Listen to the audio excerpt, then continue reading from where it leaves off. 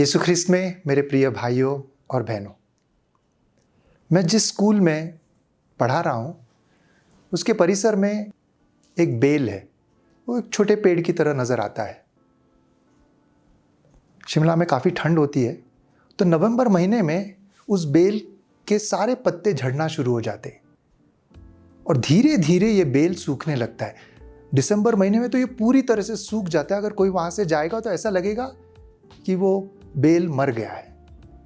जनवरी महीने में बर्फ़ पड़ती है, फरवरी में काफ़ी ठंड होती है, फिर भी वो बेल सूखे का सूखा ही रहता है। उसमें कोई जान नहीं होती, ऐसा लगता है कि वो बेल मर गया है। पर मार्च महीने में जब ठंड कम हो जाती है, धूप आना शुरू हो जाती है, तब इस बेल में अचानक जान आ जाती है, पत्ते आ जाते हैं, फूल आ जाते हैं और ये दिखने में बहुत ही खूबसूरत लगता है। कुछ ऐसा ही दृश्य आज के पहले पाठ में दिया गया है। इसायास नबी का ग्रंथ अध्याय 11 वाक्य 1। यिशै के धड़ से एक टहनी निकलेगी, उसकी जड़ से एक अंकुर फूटेगा। इसायास नबी ये दृष्टांत हमारे सामने रख रहे हैं। एक विशाल पेड़ जो कट गया है, अब उसका सिर्फ धड़ रह गया है और ये धड़ धीरे धीरे सूख रहा है। तो ये पेड़ कौन है? ये इजरायली लोग। इसायास नबी कहते हैं, हे इजरायली लोग, आप लोग जूड़ा के निवासी हैं, आप इस पेड़ की तरह हैं। पर जब मैंने आपको राजा भेजा, आपने उसकी बात नहीं सुनी, ना ही राजा ने प्रभु की बात सुनी। नबियों को भेजा और आपने नबियों की वाणी भी नहीं सुनी। आप लोग भटक गए, पाप के रास्ते पर चलते गए और इसके लिए आप लोग प्रभु से कट गए हैं। क्या बचा है? सिर्फ धड़, वो भी सूखा हुआ। जब इजरायली लोग ये सुनते हैं तो बिल्कुल निराश हो जाते हैं और इसायास नबी उनके पास दोबारा आते हैं और कहते हैं, आप निराश मत हो, क्योंकि प्रभु एक मसीह को भेजने वाला है। अध्याय 11 वाक्य 1, एक टहनी निकलेगी, उसकी जड़ से एक अंकुर फूटेगा। यही दृश्य आपको आज के सुसमाचार में, मत्ती का सुसमाचार अध्याय 3 वाक्य 10 में भी देखने को मिलेगा। अब पेड़ों की जड़ में कुल्हाड़ा लग चुका है। जो पेड़ अच्छा फल नहीं देता वह काटा और आग में झोंक दिया जाएगा। पेड़ में कुल्हाड़ा लग चुका है, इसका मतलब क्या? एक विशाल पेड़ फिर से कटने वाला है। क्या रहने वाला है? सिर्फ धड़, और वो धड़ भी दोबारा सूख जाएगा। ऐसा नहीं होना चाहिए। इसके लिए आपको क्या करना चाहिए? और यही यूहन्ना बपतिस्मा आज हमको समझाने की कोशिश कर रहे हैं। मैं एक उदाहरण देकर समझाने की कोशिश करता हूं। मैं एक प्रार्थना के लिए यहां से कोई आधे घंटे की दूरी पर मशोबरा नाम की एक जगह है, वहां पर गया था। शाम का समय था, प्रार्थना होते होते रात हो गई, कोई 8:30-9 बज गए थे। मैं वापस आ रहा था, टैक्सी में था। वापस आते वक्त अचानक मौसम खराब हो गया और इतनी धुंध कि हमें कुछ भी नहीं दिखाई दे रहा था। ये नहीं पता चल रहा था कि रास्ता कहाँ पर है, ये नहीं पता चल रहा था कि लोग चल रहे हैं कि नहीं चल रहे, आगे कौन है, पीछे कौन है, कुछ भी नहीं दिखाई दे रहा, इतनी धुंध। फिर अचानक एक रोशनी आई।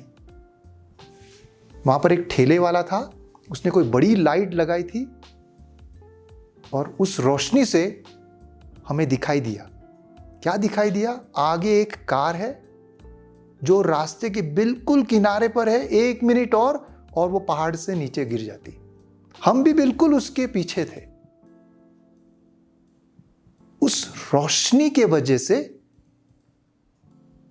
वो धुंध को चीरती हुई हमें वो रास्ता दिखाई दिया। प्रभु का वचन, प्रभु का सुसमाचार वो रोशनी है और यही यूहन्ना बपतिस्ता हमें समझाने की कोशिश कर रहे हैं। तो हमें क्या करना चाहिए इस रोशनी के लिए, सही राह पर आने के लिए? मत्ती का सुसमाचार अध्याय 3 वाक्य 8, पश्चाताप का उचित फल उत्पन्न करो। तो जब हम पश्चाताप करते हैं तो हम सही मार्ग पर आते हैं, वरना पाप इतना बढ़ जाता है कि उस धुंध की तरह हमें फिर कुछ भी नहीं दिखाई देता। अगर हमें देखना है, सही मार्ग पर चलना है, तो जैसे यूहन्ना बपतिस्ता कहते हैं, पश्चाताप करो। उसका सही फल उत्पन्न करो। पर पश्चाताप, पूरा पश्चाताप होना चाहिए। हमारे स्कूल में एक टीचर एक लड़के को लेकर आई, कहा फादर जी ये बहुत मस्ती करता है, तंग करता है, ये गालियां भी देता है। वो जैसे ही मेरे ऑफिस में आया उसने अपने कान पकड़े, फादर सॉरी सॉरी सॉरी, मैं फिर से दोबारा कभी नहीं करूँगा। टीचर की सारी बात समझ में आ गई, सॉरी सॉरी सॉरी बोलता रहा। मैंने उसको क्लास में भेज दिया। जैसे ही वो क्लास में चला गया, चुपचाप बैठा रहा कुछ देर के लिए। अगला पीरियड पीटी पीरियड था। वो ग्राउंड में गए, फुटबॉल खेलने लगे, बॉल चूक गया, उसे दोबारा गुस्सा आया और उसने फिर से गालियां देना शुरू कर दिया। पश्चाताप ऐसा नहीं हो सकता कि आप आधे घंटे के लिए चुप रहो, 1 दिन के लिए, 5 दिन के लिए नहीं। पश्चाताप ऐसा होना चाहिए कि सचमुच आपका मन बदल जाए, पूरा जीवन बदल जाए, वरना उस बच्चे की तरह आधे घंटे बाद फिर से पाप में।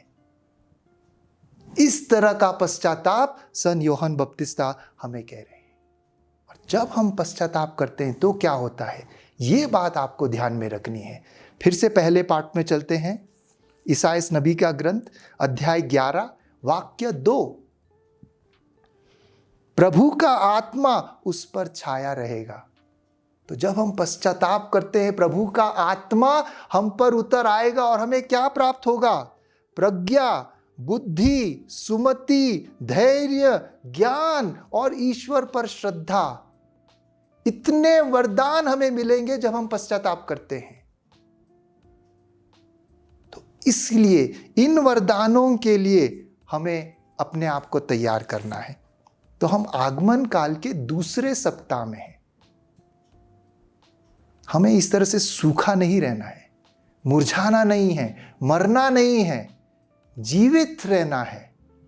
और इसके लिए हमें अपने आप को तैयार करना है। कैसे करेंगे? पश्चाताप करके, सच्चा पश्चाताप जब हम करेंगे तो इतने वरदानों से भर जाएंगे। और जब हम वरदानों से भर जाएंगे तो हमें एक आवाज सुनाई देगी, जिस तरह से यूहन्ना बपतिस्ता की आवाज इजरायलियों को सुनाई देती है। मत्ती का सुसमाचार अध्याय 3 वाक्य 3। निर्जन प्रदेश में पुकारने वाले की आवाज, प्रभु का मार्ग तैयार करो। पश्चाताप करने के बाद मार्ग अपने आप दिखना शुरू हो जाएगा, हम अपने आप उस पर चलना शुरू कर देंगे। तो आज हम इसी वरदान के लिए प्रभु से प्रार्थना करते हैं। और प्रार्थना हम आज के दूसरे पाठ के आधार पर करेंगे। रोमियों के नाम संत पौलुस का पत्र अध्याय 15 वाक्य 4 से लेकर 9 तक। तो यही आज हमारी प्रार्थना है। कुछ क्षण प्रभु को याद करें, उस विशाल पेड़ को याद करें, कट गया, धड़ रह गया, सूख गया, लेकिन प्रभु ने मसीह को भेजकर हम सबको फिर से जीवित किया। इस नए जीवन के लिए, पश्चाताप भरे, वरदानों से भरा नए जीवन के लिए प्रार्थना करेंगे। हे प्रभु ईश्वर, आपका सत्य वचन कहता है, आप एक चित्त होकर एक स्वर से हमारे प्रभु ईसा मसीह के ईश्वर तथा पिता की स्तुति करते रहें। तो आज हम स्तुति गाते हैं, आपकी स्तुति करते हैं कि आपने हमें सूखने नहीं दिया। यदि पाप के वजह से हम भटक गए तो दोबारा वापस आए। वो रोशनी, जिस तरह से यूहन्ना बपतिस्ता वो रोशनी थी, ईसायाह नबी वो रोशनी है, और हम हमारे आने वाले मसीह वो रोशनी है। हम सही मार्ग पर चल सके, आपकी स्तुति कर सके।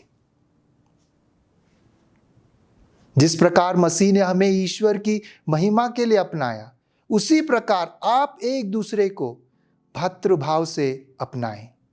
तो जब हम अपने आप को तैयार करते हैं, हम अपने पल्ली में जितने भी लोग हैं उनको भी अपनाते हैं, जैसे आज का सुसमाचार कहता है, रोमियों के नाम संत पौलुस का पत्र। जिस तरह से प्रभु ने आपको स्वीकार किया, आप भी औरों को स्वीकार करें। आज हमारी यही प्रार्थना है।